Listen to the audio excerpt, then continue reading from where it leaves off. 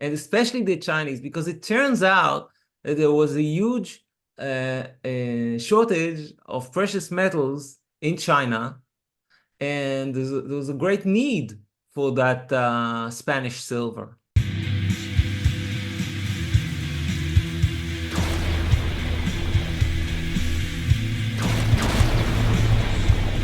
Hello and welcome. It's an honor to have Oren Elbaz, the Silver Hermit, here with me today. He is a creator of high quality videos about gold and silver that provide insight about the precious metals markets both today and in the past. He is here to speak with me about his most recent video, Silver Wars, that looks at the Opium Wars that took place in China. Oren, welcome to the show. Hello, hello. How are you doing? Doing great. How are you doing tonight? I'm fine. Yes, we've had a bit of a correction in the price of silver lately, and it gave us a bit of a scare.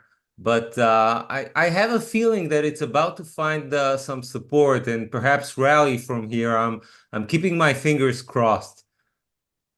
I have a good feeling about it as well. I think this is a good buying opportunity. I saw a lot of posts online where people were, basically worried if the sky was falling.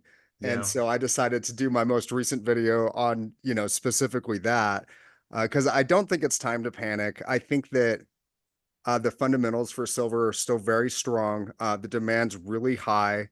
No end of the silver shortage in sight. Yeah. I don't know exactly when it will come back, but I'm not worried about it. I think you should never panic because the fundamentals are so good. Even if for some reason the price not, drops, for instance, technically speaking, it looked as though in Friday as though the price is going to fall to $26 an ounce, and that would have been regrettable, but only because it would have postponed the rally for for a few months. But it's just a matter of timing. I'm sure that eventually the true value of silver will shine and come to light. It's just a question of when. Right, absolutely. I agree.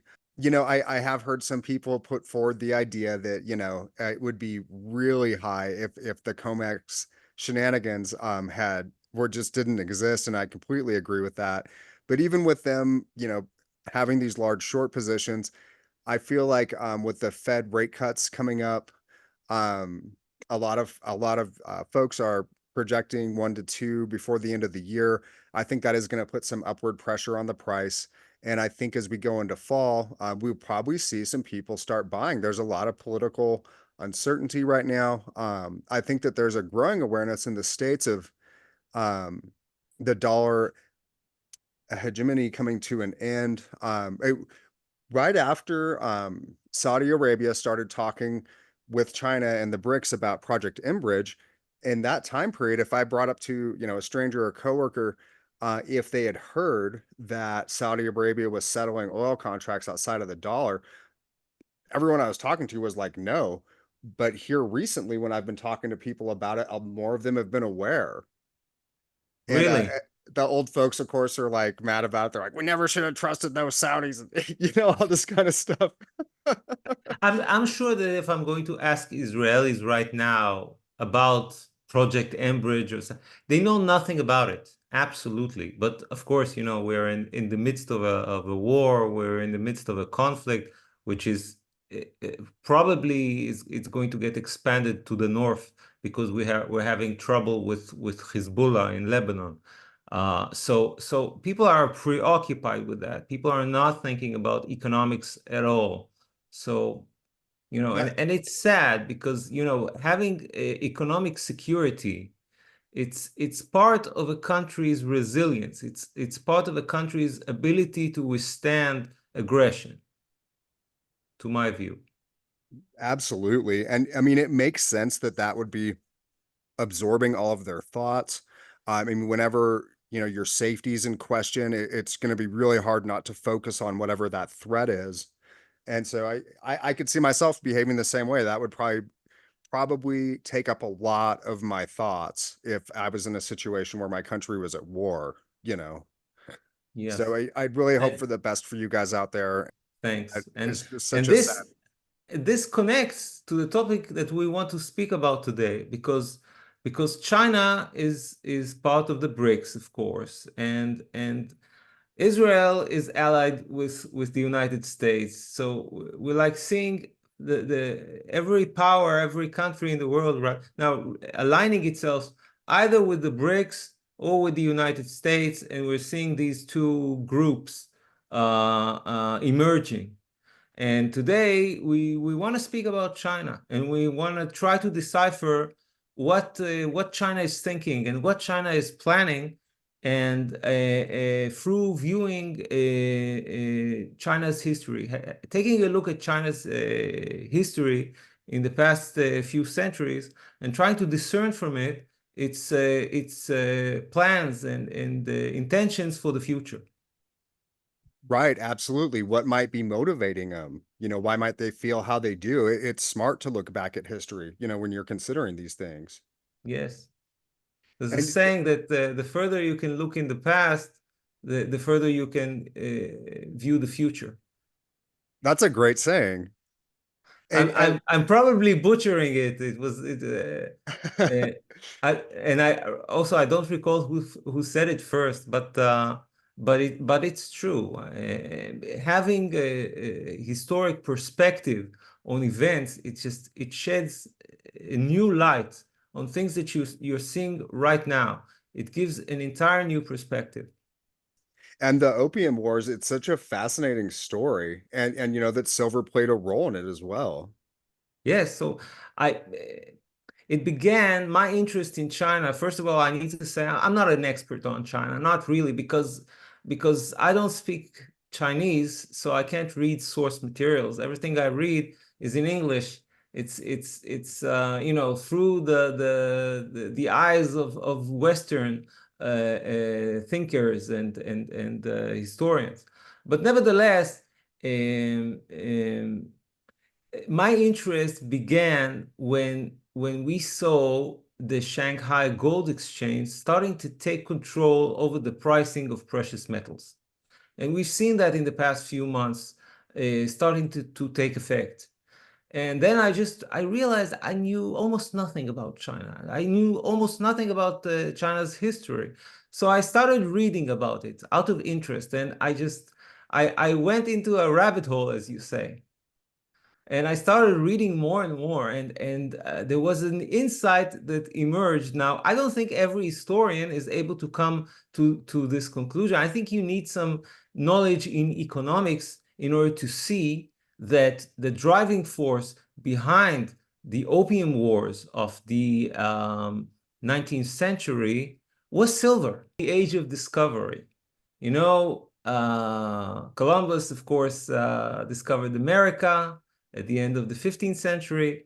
And just a few years later, Vasco da Gama, the Portuguese, traveled to India. He circled the Cape of Good Hope. He found the ocean route to India. All the way down beyond the bottom of Africa there, all the way Yes, around Africa. yes, all around Africa, and then crossed the Indian Ocean. And that was a huge discovery. It was a huge advancement for the Europeans. And perhaps we should mention the reason why Europeans like Columbus, like Vasco da Gama, were looking for new routes to the east, to the Far East. That's because not long before then, the Ottoman Empire conquered Constantinople. And as a matter of fact, this severed the ability of European merchants to travel to India and to China through the Silk Road. For centuries, there was some connection between Europe and the Far East. We, of course, know about the travels of Marco Polo. There was some connection, and there were merchants bringing precious commodities from the Far East to Europe. And it all ended during the 15th century when, as a matter of fact, the Ottoman Empire, which was very hostile towards Christians, Right. um, there was they simply closed that route and didn't enable Europeans to trade with the Far East. So there was an incentive to find other routes. And of course, Columbus, when he first sailed, he didn't know that he was discovering a new landmass. He wasn't aware that he discovered America. He thought that he was traveling to India. Yeah, he was just going the other way around the world. Yes, and Yeah. that was good. That was good for the Spanish, of course, because they found an entire new land that they could conquer and they could colonize, and as we're going to see, even bring some gold and silver from there. But the person, the traveler, the explorer who really managed to find a way to India was Vasco da Gama. And this gave great power to the Portuguese, who during the 16th century were they had a monopoly over the spice trade. And we should mention, nowadays we have refrigerators, so preservation of food is less important. But back in the day, black pepper was used in order to preserve food, together with salt. It was another method of preservation, food preservation. Yes. And so, yeah, so whoever could bring you the black pepper, that was a very important commodity. And of course, black pepper was from India. And there were other spices which the Portuguese brought from India, cinnamon and cloves and nutmeg and all sorts of new flavors which were previously unknown in the West. And suddenly they have these spices and they fetched a really handsome price back in Lisbon in all those European cities that suddenly had an interest in new taste from Right. the Some Far exotic East, flavors. exotic flavors, right? Nowadays we're kind of spoiled. We have such a variety of food, but we have to understand that back then the European diet was kind of bland. Yeah, It was absolutely. Yeah, just think about it. They before the discovery of America, they didn't have potatoes. They didn't have tomatoes. They didn't have peppers. They didn't have chocolate, and Right. they But didn't have bananas. vanilla, which came from Madagascar. And Oh, of course, okay. they didn't have all those spices which we mentioned from India. So food was kind of bland. So when those new flavors are introduced, like the European mind, like European culinary just explodes, and people are willing to pay handsomely for those new tastes. And simultaneously, an interesting thing happened in America because the Spanish who conquer South America, they discover a huge deposit of silver. And we're talking about a specific mountain, a specific location. It's called Cerro de Potosi, the mountain of Potosi. And because such a huge silver deposit was discovered there, it gained the name Cerro Rico, which means the rich mountain. That's Now, it beautiful. doesn't, it's exciting, just the thought of it, it's exciting.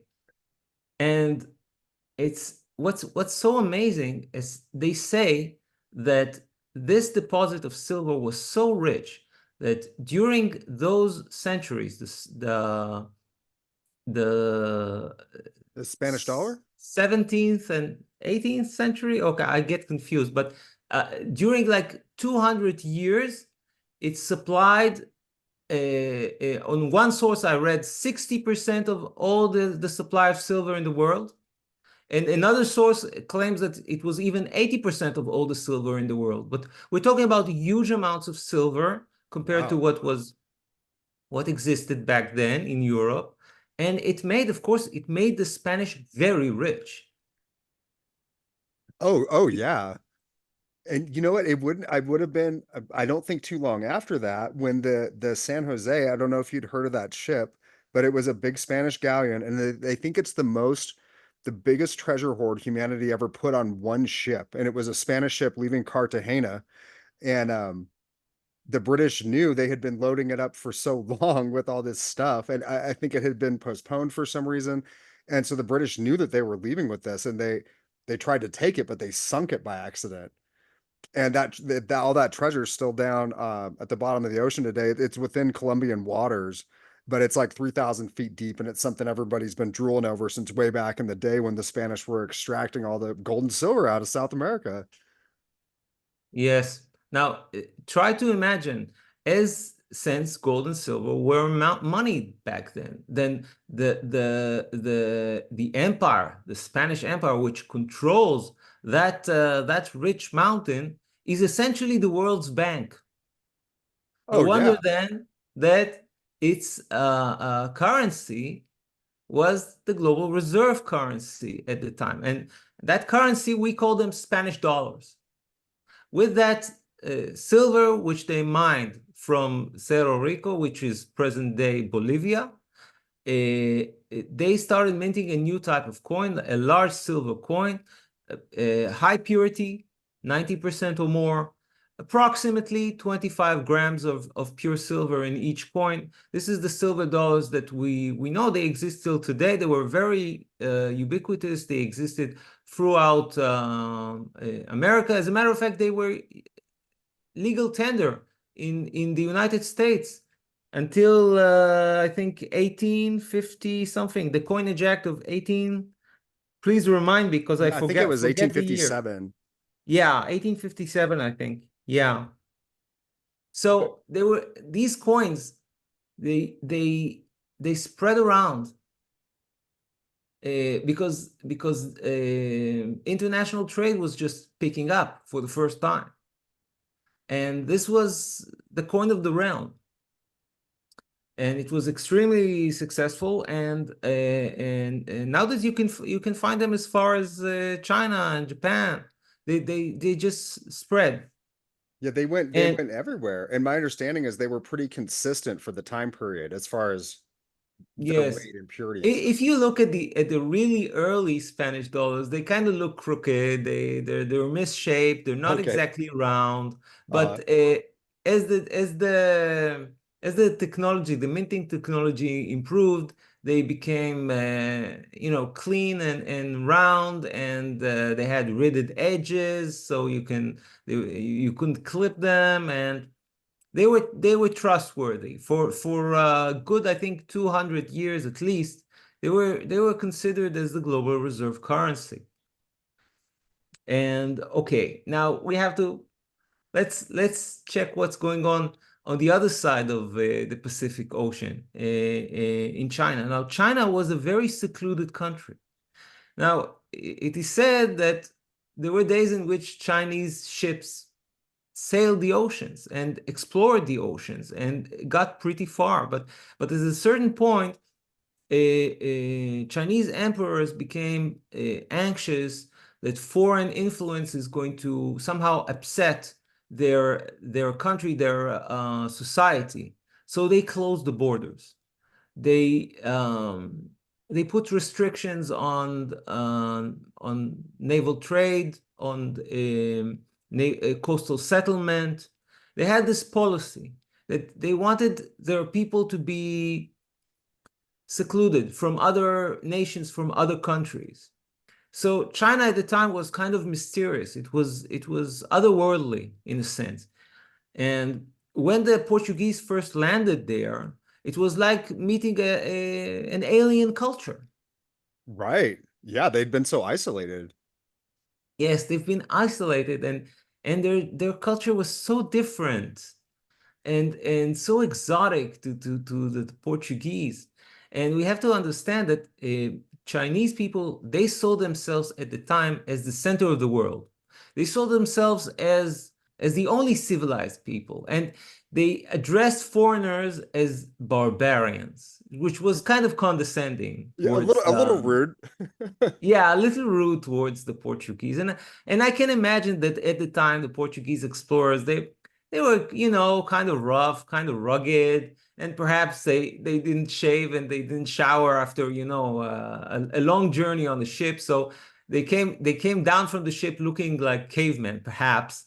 But nevertheless, they were treated, kind of as barbarians. But there was one thing that they had, which the Chinese really liked, and that was the silver. Right. Yeah. Who doesn't want to get some silver? And especially the Chinese, because it turns out that there was a huge shortage of precious metals in China, and there was a great need for that Spanish silver. And one of the reasons for that is that China was the first country ever to explore the use of fiat currency. I believe they had paper money as far back as the Song Dynasty, which is even before Marco Polo ever traveled to China. And Marco Polo gives us his account of the court of Kublai Khan, which came, that was the Yuan dynasty after the Song dynasty, after the Mongols conquered China, became the leaders of China. So during the Yuan dynasty, we have accounts that they had paper money. So we can pretty much say with certainty that they already had inflation. They already experienced inflation. They probably already experienced currency collapse and hyperinflation as far back as the Yuan dynasty. So there was like this cultural memory or this cultural understanding that the imperial banknotes, they can be used for everyday trade, but they can't be used for long-term savings because they tend to depreciate over time, and they eventually they tend to collapse. Certainly, if the country is being taken by a new ruler, and of course China exchanged hands several times, and there were several dynasties ruling it over the ages. And of course, the moment that a new ruler comes in, then the old paper notes become worthless overnight. So Chinese people used to have gold and silver nuggets, and they called them saisi or yuan bao, and they were privately minted by goldsmiths and silversmiths. And to this day, you can find in China ingots which are very ancient, and they have this, typical shape. Okay, some of them are round and some of them are cubic, but there are certain ones, they call them the boat shaped. And if you look today at gold and silver ingots that come from China, you will see this very interesting traditional boat shaped gold and silver ingots, and they are stamped. They had those customary stamps that indicates who created them, and I'm guessing also the amount of gold and silver inside, the degree of purity perhaps. And those were money. Those were savings for Chinese merchants.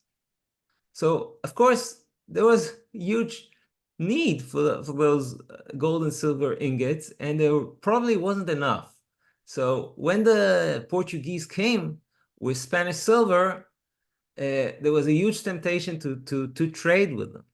Yeah, to go ahead and break that isolationist mindset and yeah, try and get their hands on some of that. And man, that's really interesting. It would be really cool to have one of those old ignots.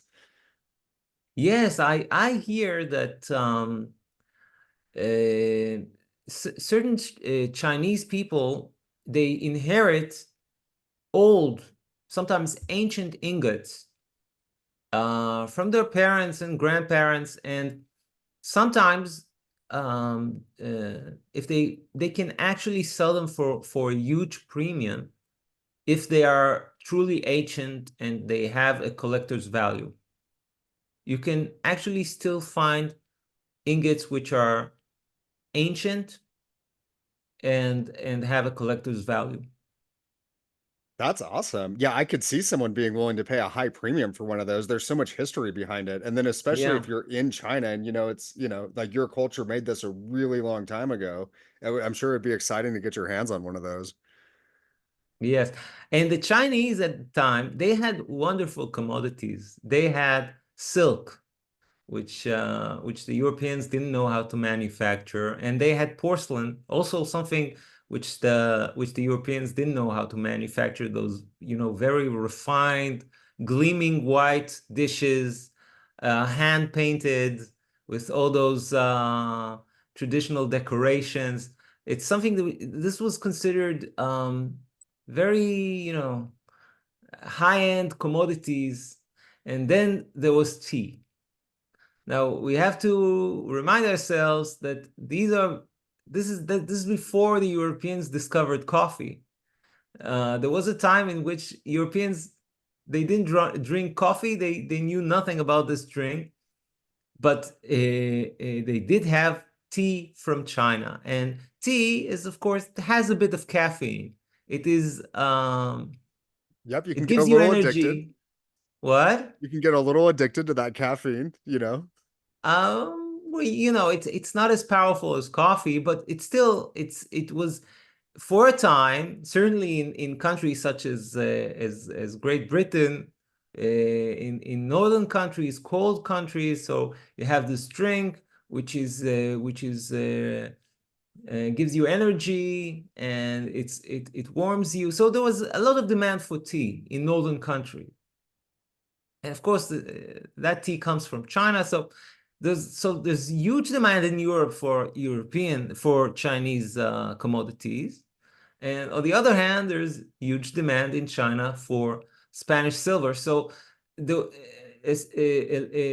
international trade just blossomed during that time because the two cultures, they complemented each other. That makes sense. And they were known for being tea drinkers in Britain for a long time. So that really stuck with their culture too, once they got it. And yeah, it would be nice to get a nice warm drink for a change when you're in a cold climate zone. Yes, definitely. So at the time, okay, the Portuguese, they wanted to set up a trading post, to have a place of their own. So they leased a place. They were given a place called Macau, and they Okay. paid, and they paid for it with silver. Of course, silver bought you almost anything. And although the Chinese were willing to allow them to settle there and set up their, warehouses there, the merchants of the city of Canton. Canton, of course, is the European name for a city which is now known as Guangzhou. Guangzhou, I'm not sure how to exactly pronounce it, but I'm not sure either. the Europeans used to call it Canton. It was Okay. a port city at the mouth of the Pearl River. And since the Chinese didn't want to have too much dealings with Europeans, they were allowed to trade only there, but not to travel any further inland.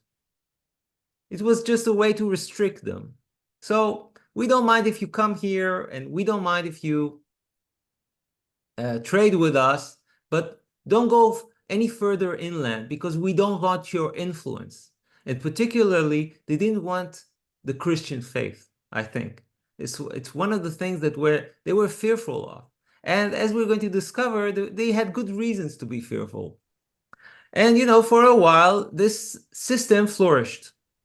And at a certain point, the Ming dynasty was overthrown by the Qing dynasty.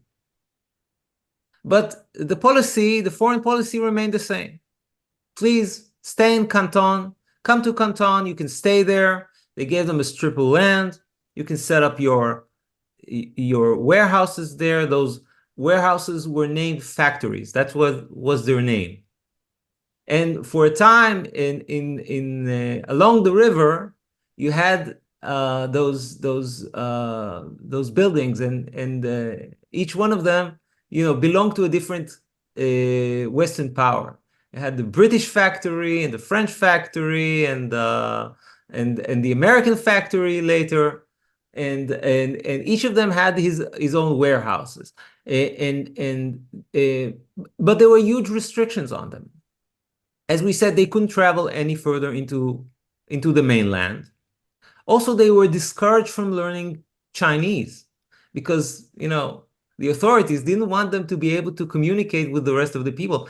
As it was prohibited to teach the Europeans how to speak Chinese under the penalty of death. Oh, Quite wow. amazing, isn't it? That is Yes. crazy. Yeah, that's Yeah, I had crazy. no idea. And for a while, yeah. And they didn't allow them to bring their wives with them. And the thought was that this way we're going to prevent them from settling permanently in China. That makes So, sense. yeah, we want those traders, if European traders, if they want to come and do business, we don't mind. If they want to stay for a year or two, that's fine. But eventually, if they want to have a family and they want to settle down, they'll have to go back to their countries. Right. Yeah, they'd be forced to leave at some point. So that was pretty smart of them to make sure they Yes. didn't like establish a colony, so to speak. And there was another restriction. They couldn't trade with anyone. They could only trade with a select number of Chinese trading companies Oh, okay. who were called the Kohong. And that was, you can think of them as a cartel. They were appointed by the emperor. They were the only ones who were allowed to trade with the Europeans. Now, we both know what happens when you set up a cartel. Prices go up. Oh, Because, yeah. of course, just imagine what happens to, let's say, a British trader or a French trader that wants to buy silk. He can't buy it from anyone. He has to buy it only from the Kohong. And that means that they can, coordinate prices and demand a higher price than any Chinese person would buy silk. That makes sense. Absolutely. They'd have the Yeah. market cornered. So just imagine that the British were a rising naval power. We're talking about the 18th century. They became, it was a nuisance to them. They wanted free trade, Right. Yep, that'd be much better for them. Absolutely. but they couldn't get it. And there's a very interesting thing that happens towards the end of the 18th century. Mind you, that's after the American Revolution and after already, the British lost control over America, over the American colonies. But another interesting thing happens. They run out of silver, as it turns out, and that's my personal insight. I don't think anyone else noticed that it was roughly at that time that the mines at Potosi were depleted. Of course, they weren't entirely depleted. To this day, people are mining silver in Potosi, and they say that that mountain perhaps has another 2 billion ounces lying deep inside the ground because it was such a huge deposit. But in the methods, the primitive methods that existed at the time with, manual workers, manual miners. Yeah, just going in there with pickaxes. Yeah, and carrying bags of ore on mules down the mountain to the city of Potosi, where they could be, extracted and refined. So in the methods that existed back then, they pretty much depleted everything they could extract out of that mountain. Interesting.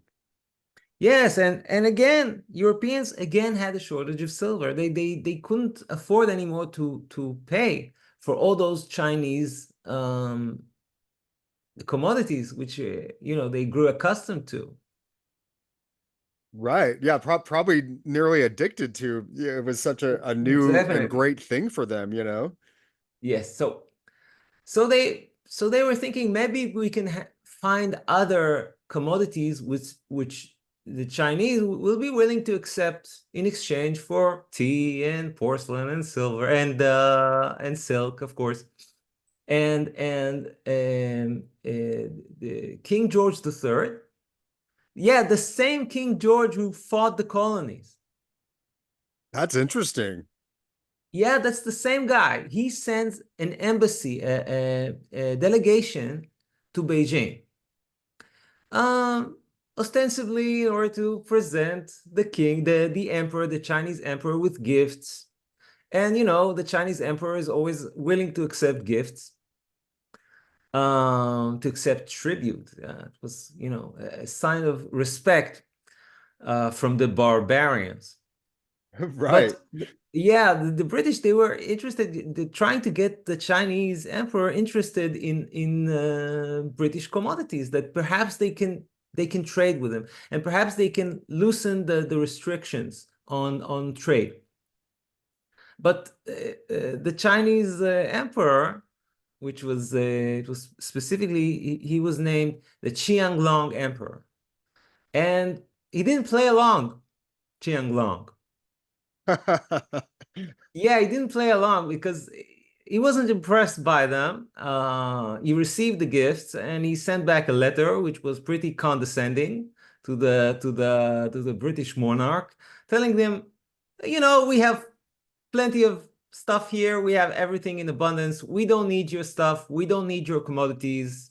Like, leave us alone. Pretty much, this is what he told him. That's what he wrote. And the British were, of course, they were kind of pissed. They were Right. annoyed by this response. And you have to understand, at the time, it was the beginning of the colonial era, and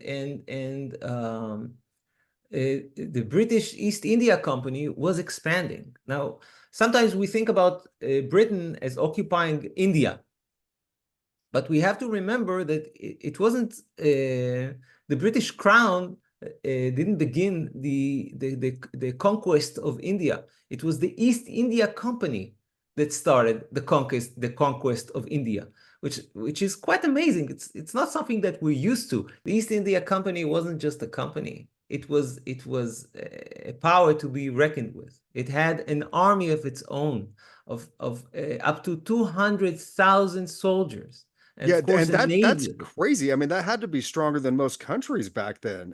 200,000 soldiers today would be a threat, you know? Yes. And they took control. Back in the day, India was controlled by the Mughal dynasty, which was in decline. So they took control, they took advantage of their weakness and started gobbling up pieces of India until eventually they conquered all of India. And eventually they transferred these lands, the control of these lands, to the British Crown. But at the time, it was the East India Company's idea that since they didn't have enough silver to pay the Chinese merchants, they'll grow opium. They'll use those lands they recently acquired in order to grow opium and get the Chinese hooked on opium. Man, that's a pretty negative plan to come up with. That's diabolical. Absolutely. I mean, like I think of it, they were behaving like modern day drug cartels, and they're after your money, and this was their way of extracting the Chinese of all of their silver.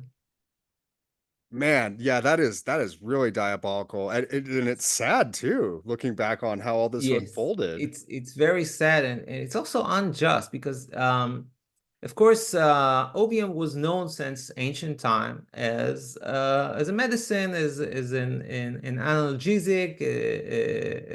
It induces sleep, it relieves pain. It was used for medicinal purposes, but as a recreational drug, we all know it's extremely addictive and it's very bad for you. So we can see that during that period, we can see the amount of opium which is smuggled, we should say smuggled to China, because it was illegal, an illegal substance. And yet they smuggled it into China, and the consumption of opium grew and grew all the time. And really, there was a large amount of the Chinese society became addicted to opium. And this was the way which they used to extract all the silver which they gained through centuries of trade with Europe. A large chunk of it was extracted from them by the Europeans during that time, during the opium trade. Now, that trade was so lucrative, and that's an interesting point for Americans, that American merchants wanted a piece of the action as well. Oh, interesting. And they found out that there was opium being produced in Turkey. And it was of lesser quality, but it was cheaper. So American merchants started dealing opium to China as well. We're talking about late 80s, I think beginning of the 19th century. We're talking early 19th century. Interesting. So America was directly involved in these sales as well. And yes. you know, and just another interesting fact. Now, one of those merchants was the grandfather of no other than Franklin Delano Roosevelt. Oh, get out of here. That's crazy. Yes. That is so crazy. His grandfather was one of those merchants who run opium to China. Now, you can imagine that this way he got very rich, and that fortune later helped establish his grandson as a politician and as a president. Get out of here. So FDR, he was basically bankrolled through opium sales from his grandfather. That's crazy. I'm sure no one, will admit it, but there is reason to believe that that's true. That's incredible. Now, just imagine, how do Chinese people conceive this fact?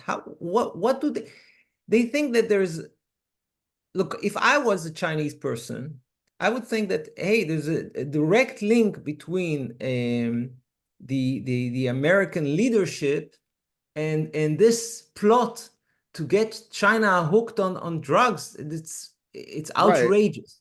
Right. It's a total gangster scheme, but like a totally unethical scheme that these guys engaged in. Yeah, and then it turns out that his grandson is the president of the US. That's totally crazy. And of course, they do probably harbor a grudge over this. You mentioned in the video that they refer to this as the age of humiliation. Yes. So they remember, and they're not happy about what happened, They call it a century of humiliation, but the century of humiliation is just about to begin. Now, what happens is that in let's remember the year. I wrote down the year.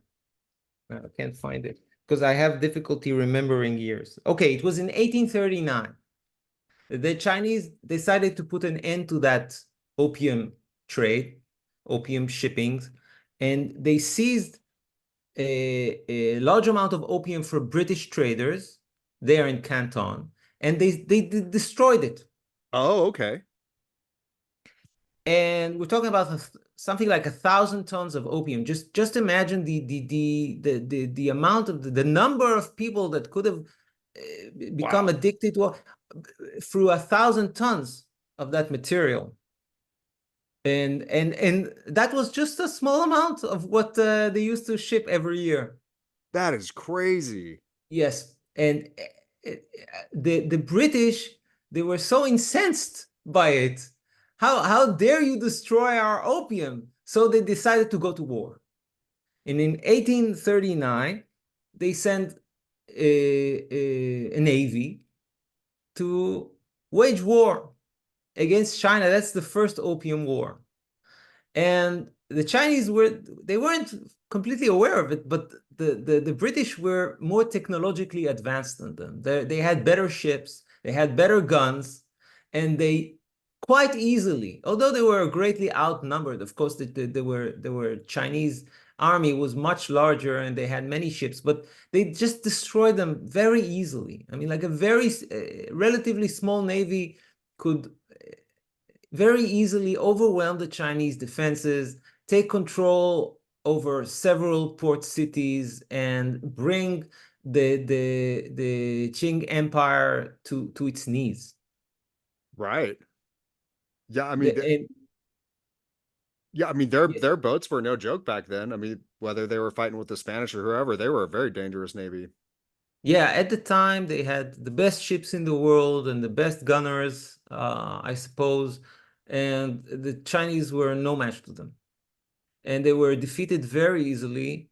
And within a few years, the Chinese surrendered.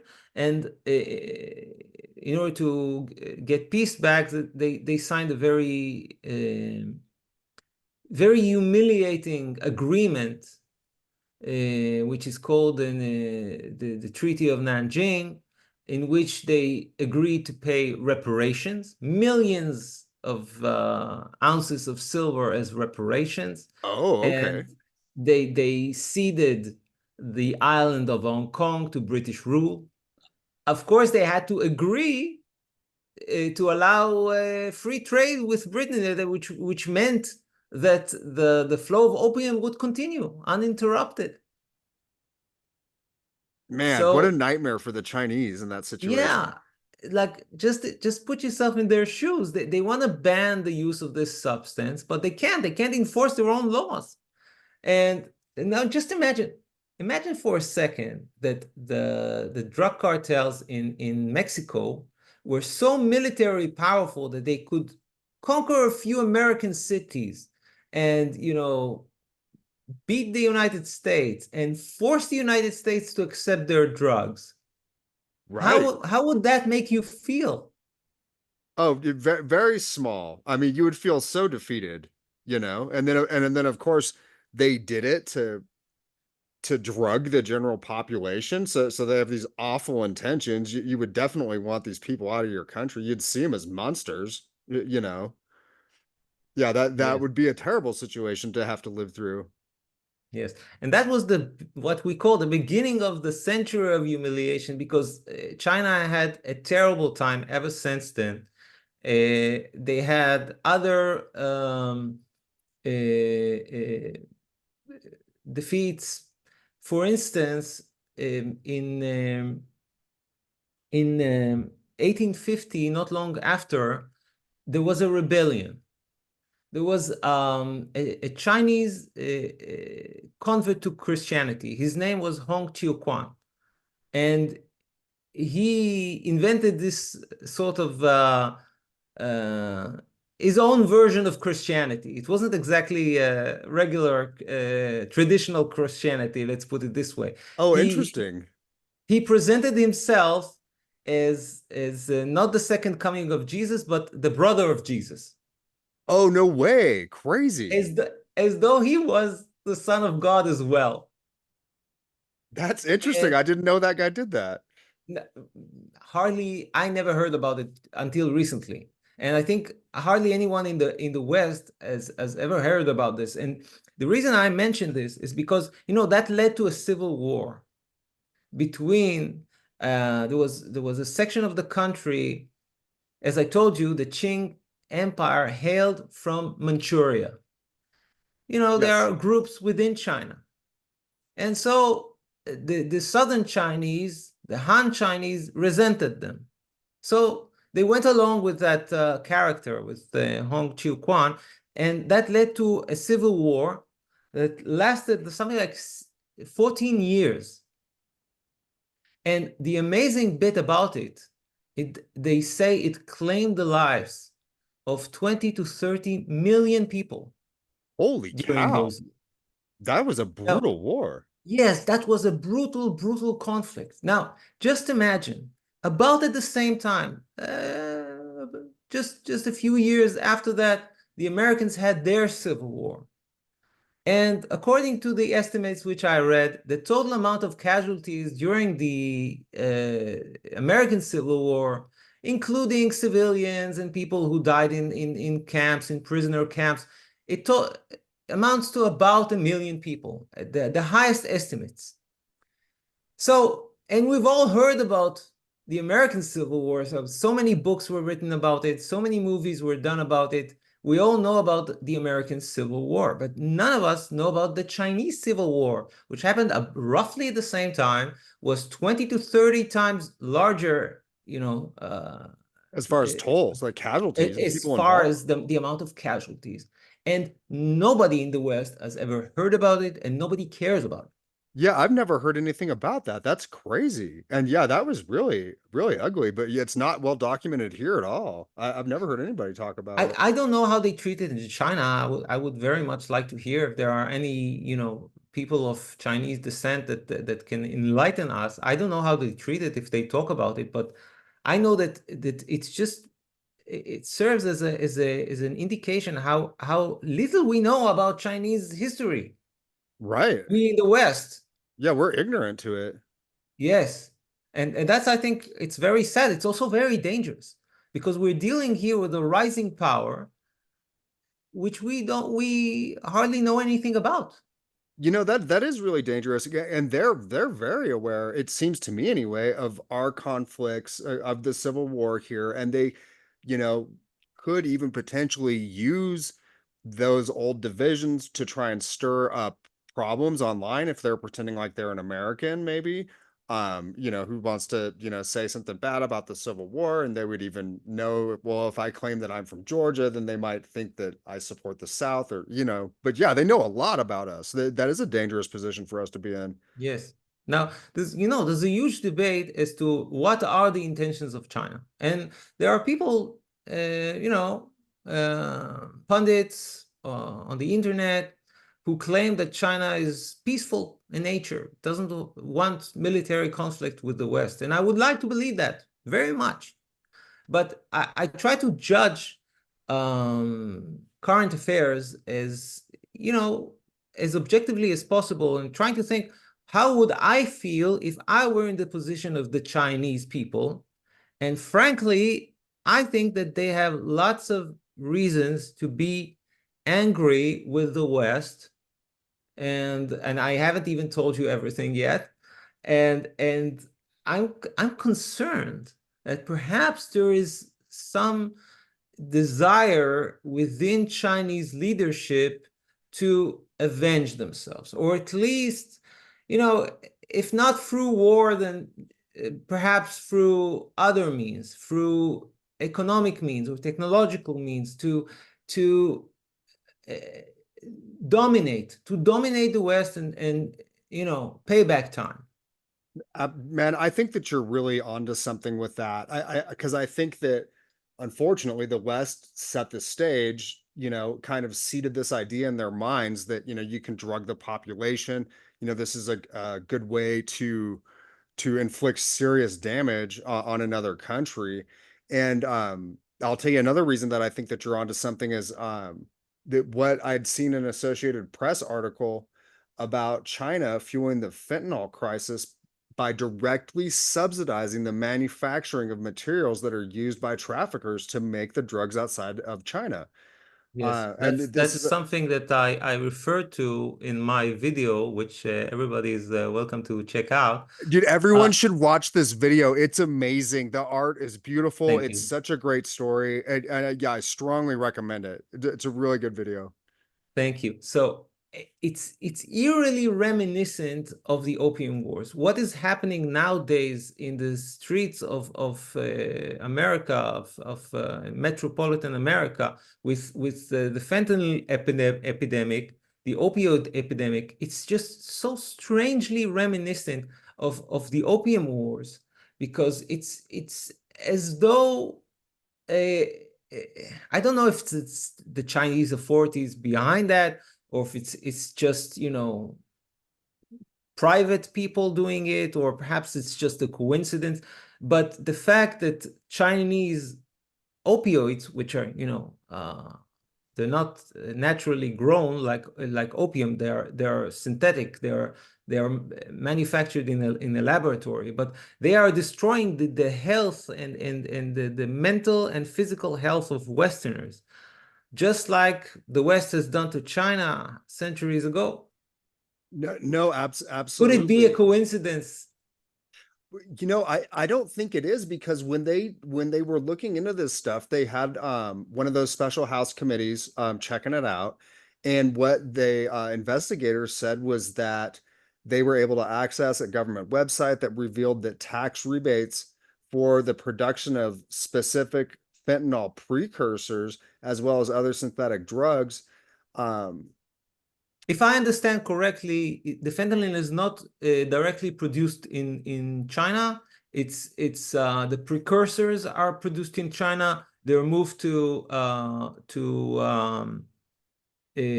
Mexico, and in Mexico they do the final production. They produce fentanyl out of it and ship it to the United States.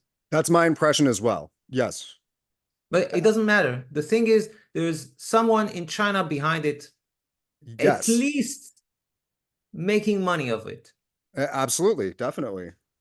if not intentionally trying to poison the American population. Yeah, and I mean, it's sad to say. I mean, that my conclusion is it's intentional.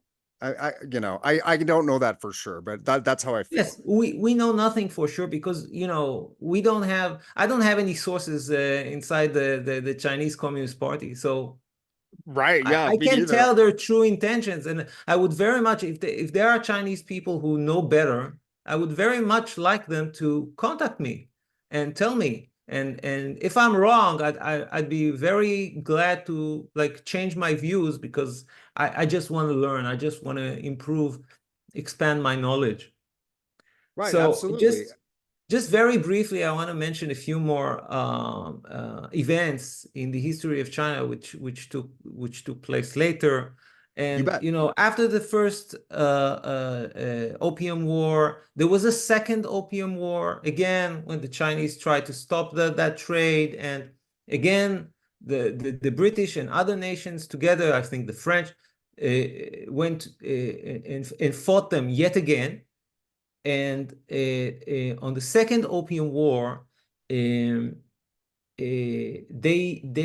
took control over the Forbidden City in Beijing. They occupied it, and they destroyed what is known as the Summer Palace. This was a complex of palaces and gardens, I believe, in Beijing, where that was the formal residence of the Chinese emperor, at least I think during the summer months, and there were lots of artifacts there of historical, artistic significance. They were destroyed. The place was burnt. It was never rebuilt. Today you can go there. There are remnants of it still existing, but many of the artifacts that were looted from that summer palace, they were never retrieved.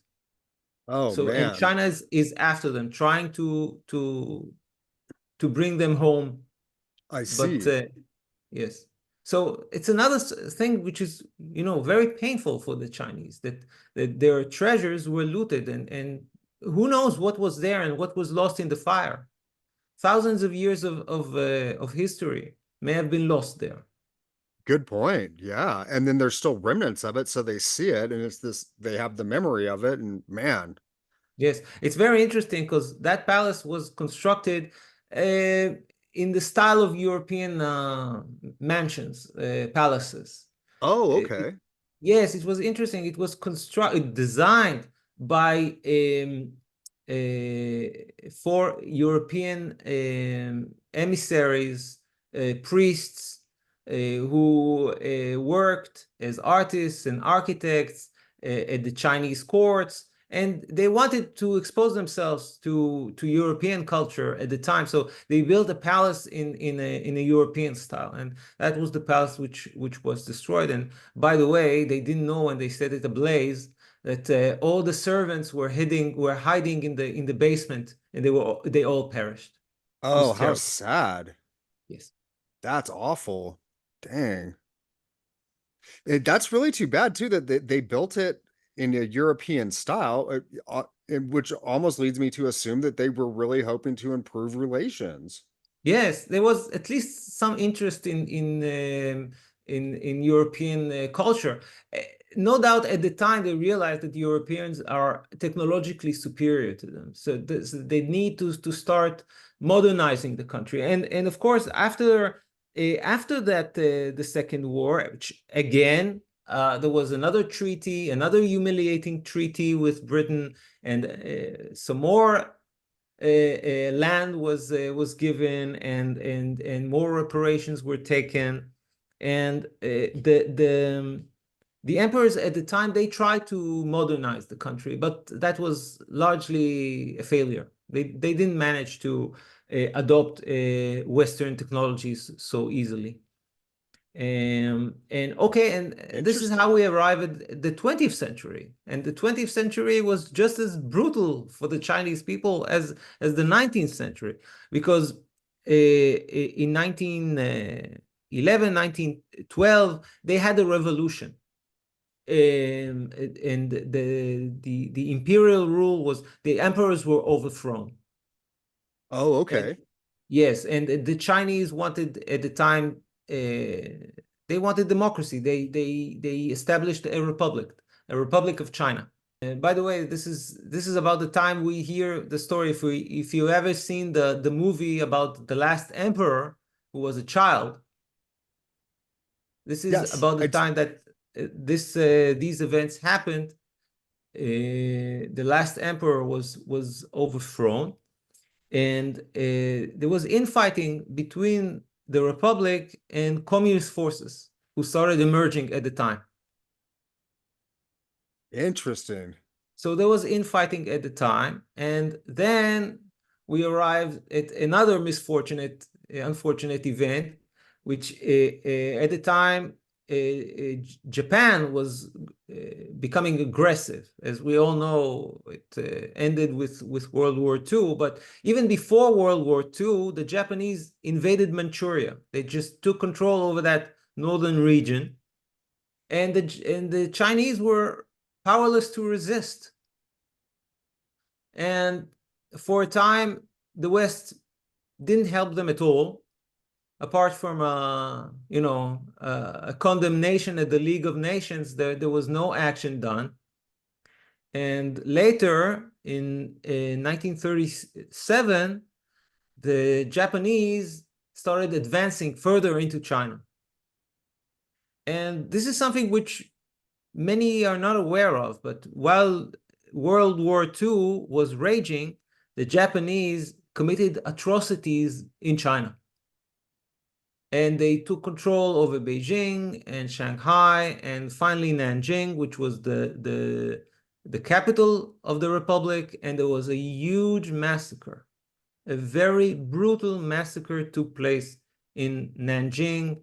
And to this day, there is animosity between China and Japan because Oh, the Japanese committed atrocities in China.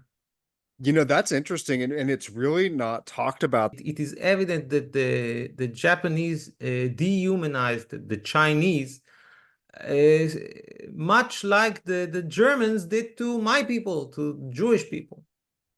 Gotcha.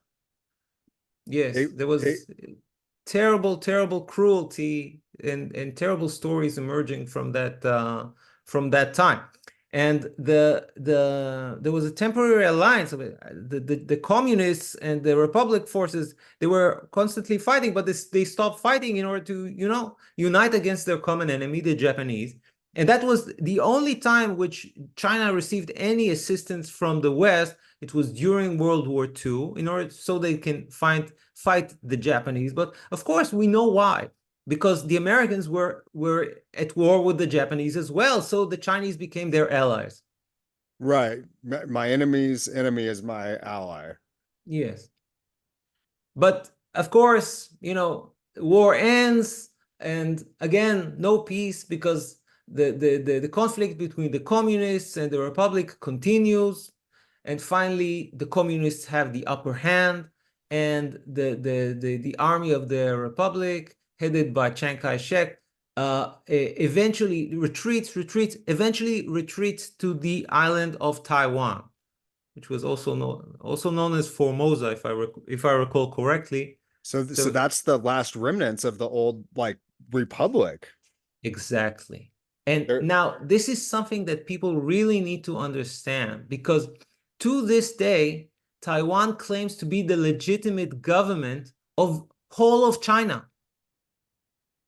Of right. it's not just that they want to be an independent country. They claim to be the legitimate rulers of the entire Chinese mainland. Yeah, they consider themselves to be the true government, the legitimate government The that was legitimate government. overthrown. But China, the Communist Party in China is so powerful and has become so powerful over the years and has such deep ties with the West that little by little, people in the West are coming to terms with they'll have to let China take over Taiwan, because eh, China sees Taiwan as a constant challenge to its authority, to its sovereignty. It's not just a territorial matter. They need to take over Taiwan in order to end this conflict, which began, over a century ago. It's insane. It's gone on for so long, and it's such an interesting story that they still exist. The republic government still exists in a tiny little form on Taiwan. Yes, but it exists only because it receives support from the United States. Right, absolutely. So Taiwan is like a thorn in China's side. They'll never give it up. You have to understand it. Now, I'm not justifying it, because I understand that, there are Taiwanese people who were born there, who know nothing other. They want to preserve their culture. They want to preserve their democracy, if they have one, or republic. I'm not very familiar with Taiwanese politics, but they certainly don't want to be taken over by communist China. That's something that we know for sure. But it appears that, as the United States is growing weaker on, its ability to protect Taiwan is waning. It has less and less ability to protect Taiwan. And if China was to, for instance, launch an assault on Taiwan right now, I'm not sure the Americans would go to war with China over Taiwan, I'm because not it would. sure either. It's so close to China, and I'm not sure how quickly they would overrun it. I mean, would it be a matter of hours? Because the Chinese, communist Chinese military now, it's a big, giant, strong military, and we're Yes. talking about a small island. Yes, and it's in their backyard. Oh yeah, right off their coast. It doesn't seem like it would take very long for them to get control of that island. I I think don't they know want that to for avoid, sure. I think they would rather unite with Taiwan peacefully. Of course, it makes sense that they would try to do that diplomatically. Well, But absolutely. Otherwise, you end up with this population that's very disgruntled. If it was ugly, the survivors. yes, they would like to avoid a military conflict. I can say that with confidence. But so long as the Americans continue to support Taiwan, I think they can't do that, because Taiwan, so long as Taiwan has the American back, it won't submit to China, to mainland China. So this gives us another point of contention with the United States. Now, Absolutely. now, just let's try to imagine. Let's, for instance, imagine that the Americans give a nod, a secret nod behind the curtains to China. Okay, we're not going to defend Taiwan, and so long as you do it peacefully, you can reunite with Taiwan. The same as, happened in Hong Kong. The British gave up Hong Kong, and the Portuguese gave up Macau during the 90s. And perhaps let's say that America gives the okay for mainland China to take over Taiwan. But will it satisfy China or will it be considered as a display of weakness, which will only, entice China to try and take over more territories in the region of It's hard they're to seeing say. that. I I mean, know that there are certain islands which are disputed with Japan. I know that there are other territories which are potentially they could potentially take over. We don't know, but the thing is, once you surrender one territory, it like opens up the ability to go on. Now, the big question is what the Chinese authorities are after. Because if they're after peace, then they're gonna get that peace. It's no problem. I mean, like if the Americans are willing to give up Taiwan, and the Japanese will be willing to settle for Taiwan, I don't think there's any further need for military conflict. But as I said, we don't know. We don't know what they're thinking. We don't know what may happen. Of course, I personally, I pray for peace. I always pray for peace because I believe that's the correct way for the world for humanity to conduct itself. yeah, I'm with you on that. I, I'm a proponent of peace as well. But And the famous Roman era saying is, "He who wants peace should prepare for war." yes, Do you see what I mean? If you want peace, you need to be vigilant. You need to be powerful. You need to project ability, power, and then everyone respects you, and then you can avoid the conflict. Through yeah, being powerful, you can bring peace. when you're a legitimate threat, your peace talks will likely be taken more serious. Yes. Speak softly and carry a big stick. Another Yes, saying. that's a great Famous. saying. I think it was said by Teddy Roosevelt. I'm sorry to say, but if I look today at the United States, they speak loudly and carry a very small stick. It is unfortunate how boisterous our government has become, um, and then doing things that really damaged Antagonize. our For instance, reputation. Russia. Well, weaponizing the dollar, Yes. freezing Russian assets, like that's all really ugly stuff. And yeah, Yes. that's speaking loudly and not really bringing much force to the table at this point. Yes. And that it doesn't promote trust and faith in the United States as an impartial arbiter. I think that I don't know how much they know, but when I talk to people, a lot of folks just around the states here, they're kind of tired of the Ukraine conflict. They're tired of funding it. They're tired of seeing the death on the TV. They don't want to have anything to do with it anymore. And I think And think about it, they're not even fighting it. yeah, It's not even fighting Ukrainian it. soldiers who are dying. Just imagine what how would they react if those were American soldiers dying in the fields of Ukraine? Well, that's the thing is, the United States government, they released this statement where they were adjusting the draft requirements and the ages. Like they were trying to basically warn everyone that they want access to a bigger pool of Americans to potentially draft. And I think that they monitor these things to whatever degree they can when they put them out, and they probably figured out a lot of people were like, I'm not going to go fight in Ukraine. That's what my impression. A lot of the young people who would be eligible for the draft are like, that's not, I don't see that as being a worthy conflict, Yes. And Uh, then you ask yourself if this, the crazy immigration policy we're seeing nowadays with, people just walking through the southern border, you can't help but asking yourself if the federal government is not importing them as potential soldiers in the future. I, that is something that I think is going on. The way that they worded it, it said, in emails, the first one they put out between the ages of 18 and 26, they expanded the ages to be older later, but then it says after that sentence, and any other male residing in the United States. Yes, And and naturally they can offer them citizenship or passive citizenship in exchange for serving in the army. But the problem with that is that, you know, people who didn't grow up in the United States, who sometimes don't even know, don't even speak English, they don't share your culture.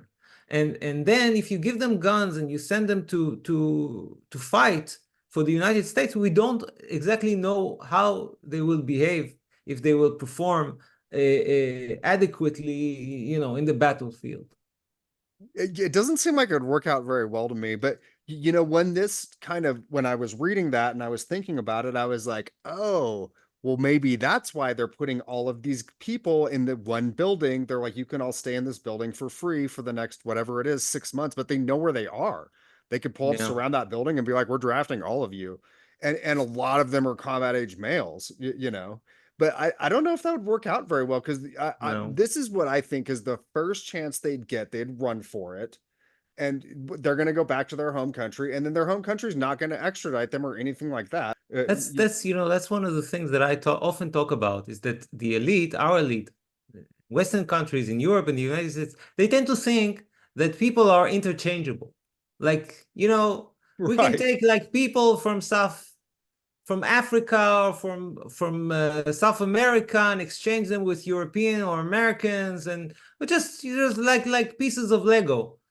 Yeah, and it'll just stay the same. Everything will just keep And working everything out. will be the same. Everything will change. Yeah, and it's not like this, but it's not this way, because you know, people from different parts of the world have a different culture and a different mentality, and there's a reason why the West is the way it is, and there's a reason why other countries are the way they are, and it has to do with the local culture.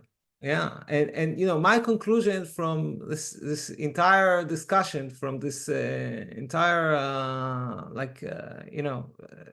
this period that I started studying this topic, was that strangely enough, the metal which was looted, the same metal which was looted during the Opium Wars, may now bring the West to its knees, because we all know, we as stackers, we know what's going on in the COMEX and in the Shanghai Gold Exchange, and we know that metal is flowing from the west to the east, and that we know that if this continues, eventually we're going to have a silver squeeze, and if we're going to have a silver squeeze, that could topple the entire Western financial system. This could bring an end to Wall Street. Right. And it's just so interesting too, because the period you're talking about in the video, it was the opposite. The silver was flowing from the east to the west, and now we're in a situation where it's flowing from the west to the east. And so Yes. they're shoring up the real money. I mean, they're talking like these cross-border transactions with that central bank digital currency. That they're saying that they're going to have it 40% backed by gold, which I was surprised that the number was that high. I thought it was going to be a much lower number whenever they started saying specific things. But yeah, they're shoring up By a the lot. way, that number, 40% backing, it does it ring a bell? It was the exact same percentage of backing that the United States had during the days of the gold standard in the United States. Oh yeah. And so that's a good benchmark for them. They're like, this was good enough previously. We'll shoot for that. And By the way, people, I think that, you know, saying such a thing as we're going to back a currency with commodities such as oil, it's so impractical. I mean, like, the idea is you go to a bank, even if you're a corporation, and you say, I have this many credits, I want to convert them to oil. What? You're going to bring a bunch of oil barrels with you, and the bank is going to have some in its vaults, store some oil to. No, yeah, they'll it's just have the impractical. the teller lady, man. She'll just roll it out on a cart. She's got her her business suit on, and she'll just start rolling oil barrels No, out. there's a reason why gold and silver were used to back currencies, because it's practical to keep them in a vault. They're compact, they're durable, You can store them for a long time. They're safe to store. And this is why they were used as backing for currencies. And inevitably, every country is going to come to the same conclusion that you can only use gold and silver to back a currency. Right. Absolutely. I agree. It's a lot more compact. It's a lot more bang for your buck. And yeah, those thoughts are kind of odd, like, so where's the oil at? Like, oh, we got it stashed in a cave somewhere. It's like, Oh, it's okay. beneath the ground. Go look for it. Go. It's so silly. I agree. Well, Oren, thank you so much for coming on to discuss your video. You guys, please check out Oren's channel. I'm going to leave a link to the video in the description. I'm going to leave a link to his Twitter profile in the description. The video is amazing. So please check it out. Check out Oren on Twitter. He provides a lot of insight to the markets, and it'll be Yeah, and well some worth your technical time. analysis too. Absolutely. Yeah, Thank you. I Thank you enjoy for your having chart me. posts. Thank you for having me. I always enjoy our discussions, and I hope for many more in the future. Oh yeah, I'm looking forward to doing this again.